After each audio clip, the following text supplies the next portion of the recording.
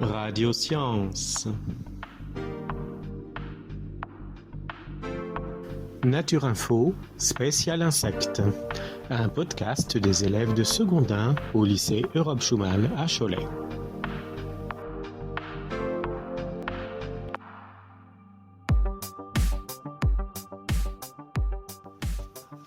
Bonjour à tous et bienvenue sur notre nouveau podcast spécial insectes.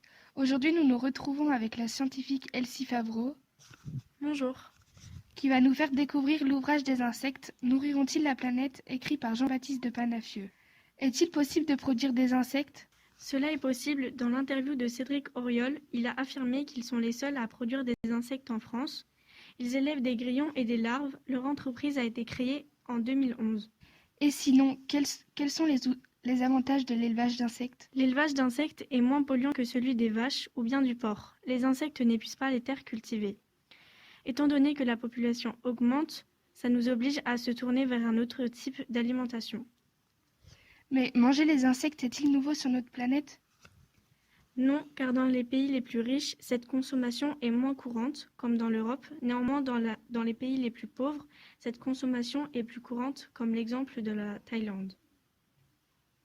En Europe, les chefs cuisiniers mettent-ils des insectes à leur carte ? Oui. Quelles sont les personnes qui ont développé ceci ?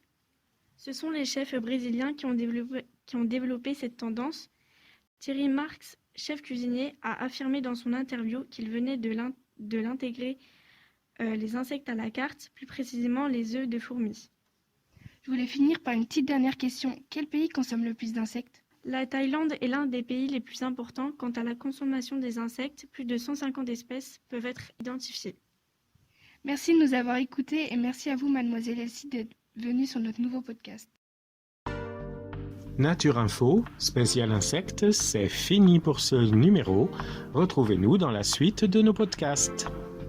La musique est de John Tassoulas avec le titre Overlove, téléchargé en licence Creative Commons sur auboutdufil.com.